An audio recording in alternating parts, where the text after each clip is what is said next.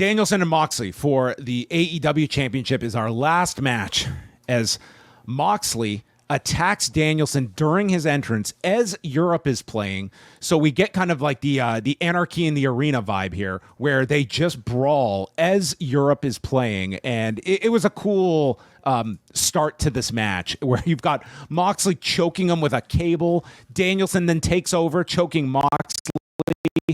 And then Shafir is choking Danielson. And finally, the match begins with a Busaiku into a chair, and the crowd is roaring as this match begins. Like, they laid this out really, really well for the beginning. Yeah, I thought so too. Mm-hmm. He lands another Busaiku, which Moxley kicks out from. They fight over to the desk, and Moxley hits a pile driver onto the desk. So the neck is being attacked. Moxley, at one point, swipes Nigel's headset off, but that would not play into anything. Nigel, at one point, says, you know, this is so important. I'm not even going to go to the one-liners and quips that I've written down for this match for Danielson. Like, this was too serious for his jokes. I thought for sure they were setting up a Nigel spot. Me too. Tonight. I thought he was going to get involved in the post-match. Me too. Now, I don't think they're doing all of that for no reason, so it could just be a delayed, reaction from Nigel, but it was definitely one of the notable storyline points, the fact that Moxley slapped or swatted a headset from Nigel, and Nigel had like a very sort of different change of character. So they were building to something with Nigel, clearly. Shafir was repeatedly getting involved, and it's like her lone offense is just the knees from the clinch, and she just utilizes them, and they're these devastating knees. And Moxley's working on the neck, and Jim Ross states, "I'm concerned for Bryan's health. I know there's wrestler's creed and all that bullshit, but he's worried about the man's health. Should this continue?" And then in my favorite moment of the entire show, with all due respect to any of the matches, Shafir gets removed and Moxley is kicking away at Danielson while this man in the front row, proudly displaying his Ricky Martin t-shirt, yells at Moxley, "He's your fucking brother! He's your fucking brother!" I love this guy, whoever this man is. Put him in the front row of every wrestling show with this particular shirt, because this guy was living La Vida Loca in the front row and had the time of his life. This guy was awesome. The best fan. Let this guy lead the new LFI in Peace Mortos. Oh, absolutely. This guy was... He's your fucking brother. Stole the show. And he was so defiant, too. He was like so upset that this man has left Bryan Danielson. Yeah, what a great choice of wardrobe as well. We've had Brock Lesnar guy. We've had Green Shirt guy. Oh. Welcome, everybody. Ricky Martin fan. Really one of the standouts. Ricky Martin guy takes the cake. This is my new favorite fan. Mm-hmm. So... before Shafir had left, she had removed the mats on the floor, and Danielson is almost dropped here, but then he manages to back body drop Moxley and fight his way back and into the ring. This is where Danielson sets up for the Busaiku, and Danielson is then stomping on Moxley, goes to the label lock, and after a tope suicida is caught, he is hit with the paradigm shift onto the exposed floor. And Danielson is rolled in, but he kicks out. And this to me was evident with this kick out. This crowd, as much as we might have talked about Moxley being built up as this real challenger, this crowd did not buy Moxley winning this. Like, I don't think, and that was very clear when the finish occurred. They did not see Danielson losing even against a John Moxley. And I thought this near fall after the exposed floor spot, like, it was very clear they were not buying any finishes. Yeah, I find that very fascinating, especially in hindsight. Now, why do you think that is? Whether they just thought it's the guys just won the title, it's the hometown. Like, AEW is not known to, beat the hometown They would guys. never give us a depressing ending to this show. Oh, folks, No the way. heat. The heat is coming. So match continues, but that to me was very, very instructive. He gets the back, moves to the armbar. There's some great sequences here of like submission attempts. Danielson manages to suplex his way out, hits the Busaiku, and then goes for another one and gets caught with a pair of lariats, hit with the Death Rider. This time Danielson kicks out at one, and Moxley warns him, and then Danielson responds by spitting in the man's face. That's 3. And so Moxley, he's relying on his old pal, Carl Gotch, as he hits the pile driver and then applies the rear naked choke. And Danielson, this was like the Gunther Sami Zayn finish from Monday, where he's struggling for the rope, but he loses the ability, loses his footing, and goes down to his back. And the referee checks on him, and look at Wei Ting on top of things here. We can clearly see the man's shoulders were up. No nefarious means here. And when the ref calls for the bell, dude, it was the Undertaker streak ending like reaction. This crowd gasped. They could not possibly fathom they were going to beat Danielson here. They were just totally shocked. 26 minutes and 53 seconds as Moxley wins the title, and Excalibur notes it's the end of Danielson's full-time career. That comparison to Taker versus Brock at WrestleMania was exactly what came to mind in this moment, because of the very almost cryptic hush that you could hear in this audience. I find it very fascinating how I think so few people going into tonight expected this to be Danielson's last match.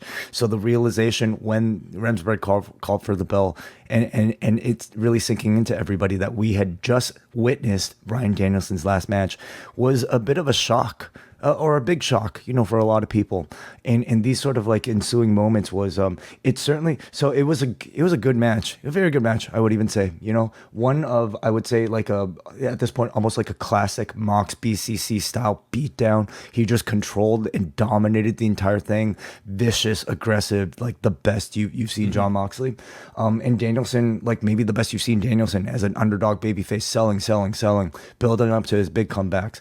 There weren't any sort of big dangerous spots that I would point to say this match stands out really among so much of wrestling of what I've seen, but this match will stand out now in hindsight because of the finish attached to it.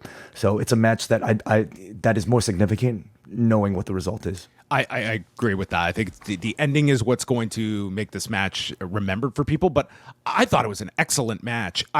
If I had to critique anything, I just don't think I think the near falls could have been bigger if it was just a case of I really don't believe this audience bought any near falls for Moxley. And when he won this title, I just thought the more you go down this road, every match is just going to be so intense. And I don't think they really hit that with even in this match, the intensity with every big near fall that could be it. That could be, instead it was just a shock finish, which is kind of novel in and of itself. The fact that it comes unexpectedly instead of this big drawn out emotional roller coaster in every match. So what do you think was the intent of the performers? Do you think they wanted this sort of shocking out of nowhere flat finish, or were they expecting the crowd to be no, don't tap? I think we didn't the get that. I think the latter. I think that would have been. So why don't you think we got it? Why don't you think more people believed in John Moxley winning this match? I think overall, I think there's an aspect to it of just retirements in general are something that I think fans have been totally just desensitized to. And I think with Danielson, I think even Danielson throwing out that quote the other day of, I don't know if I'll do another match after I lose the title. Or the quote about him feeling numbness in his fingers. We've kind of been through this, and I certainly suspect it to work, just in hearing that. So I don't think anyone is watching this with the idea that Bryan Danielson's career is ending. I think enough people were watching this with, okay, when he loses, it's Bryan Danielson is going away. Bryan Danielson is going on a sabbatical.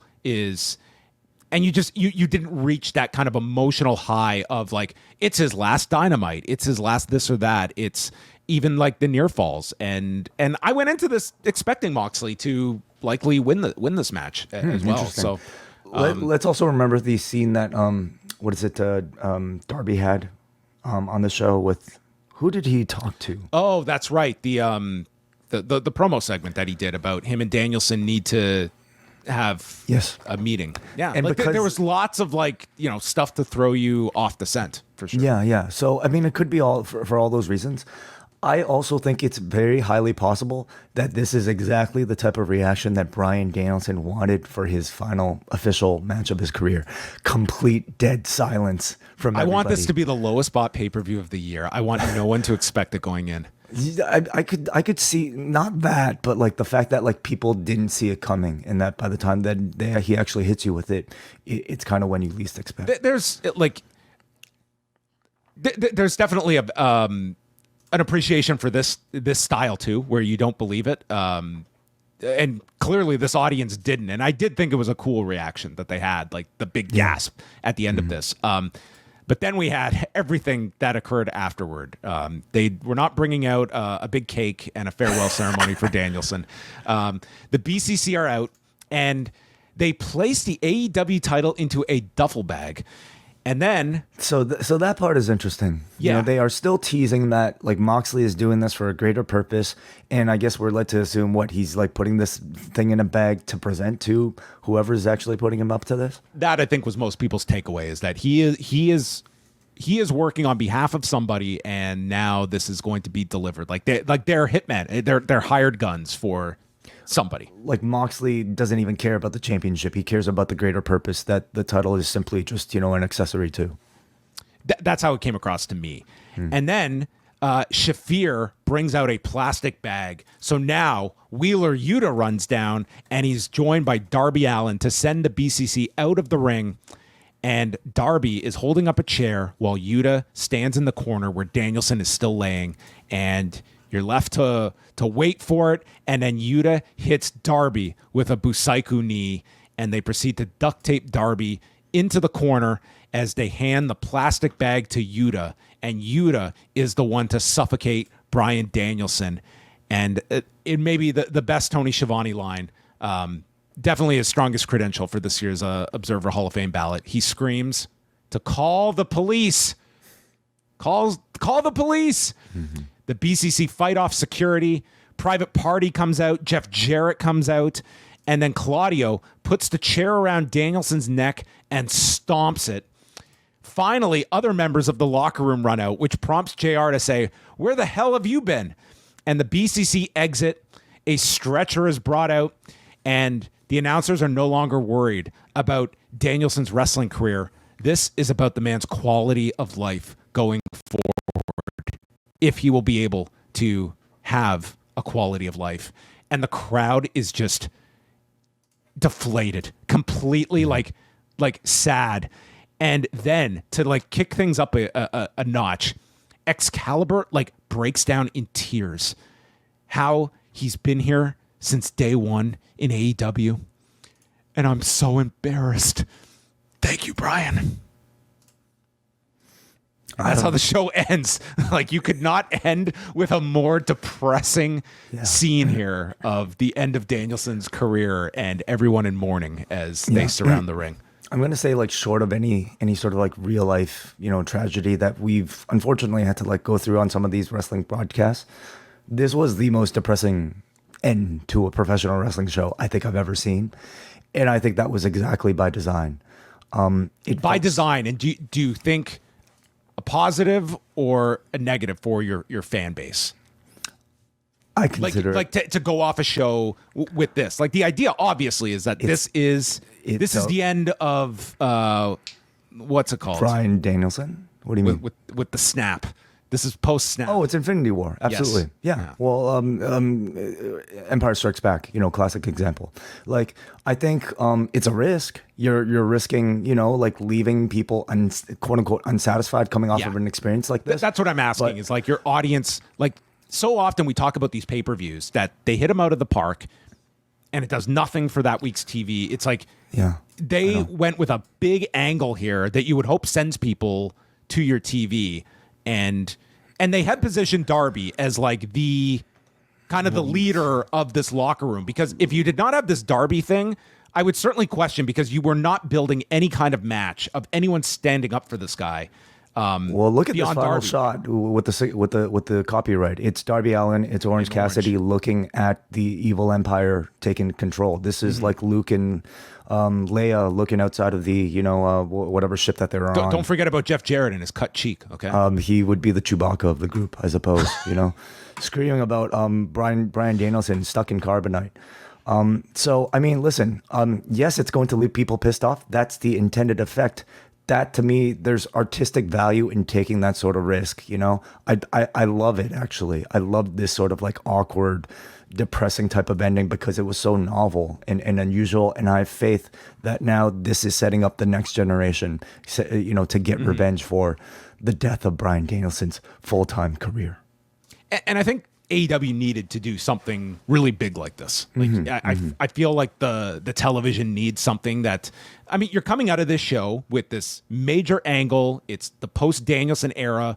Hopefully you're going to have several guys like a Darby and Orange Cassidy, whoever you're going to pick as sort of your focus, who's going to assume these roles. You've got Cole back. You've got MJF back. Garcia's just re-signed. Like there's a lot of injection of new things to the AEW product or returning characters. And just to maybe touch on the Excalibur voice cracking, like I thought that was an incredible performance. Like I imagine he had to actually reach into something genuine about this particular moment and how, we don't know, this could be like Danielson's actual retirement, and maybe some form of method acting was taking place inside Excalibur to give us that voice cracking. I thought it was incredibly effective. It was more than voice cracking. Like he was crying. Like it was like quite the performance. Like I can't remember a performance like that from a broadcaster on a wrestling show. No, it was quite something. I'm curious to see people's reactions to this. In fact, after the show, Tony Khan did not show up at the press. Yeah, he didn't do the press conference because he went to the hospital. Just like Vince McMahon did with The Undertaker when his streak ended. Exactly that after WrestleMania. But I bet 30. And this, but this was total work, complete work. Complete work. Yeah. So Tony Khan was not there for the press conference. So, yeah. I'm only reading some of your comments about the presser. It didn't seem it was all that eventful. Had some wrestlers answer like a few questions, and then that was really it. So it doesn't seem like there were any like significant news stories coming out of it. So until we hear otherwise, I'm sure we'll update you. But I'm very curious to hear how people react to this one, because this was a very bold move, I feel from AEW. If you like this video, consider joining our Patreon, the Post Wrestling Cafe. Multiple bonus podcasts every week, ad-free shows, and access to our full archive. Otherwise, a like and subscribe is much appreciated. Thank you for watching.